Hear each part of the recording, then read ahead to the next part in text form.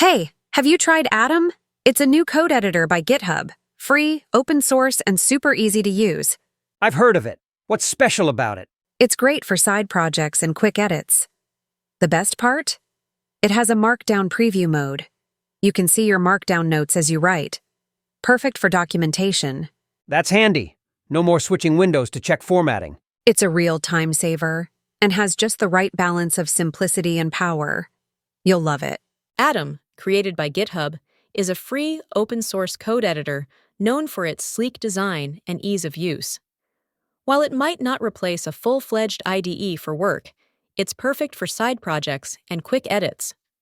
One standout feature is its Markdown preview mode, allowing you to write and preview Markdown in real time, ideal for working on README files and documentation.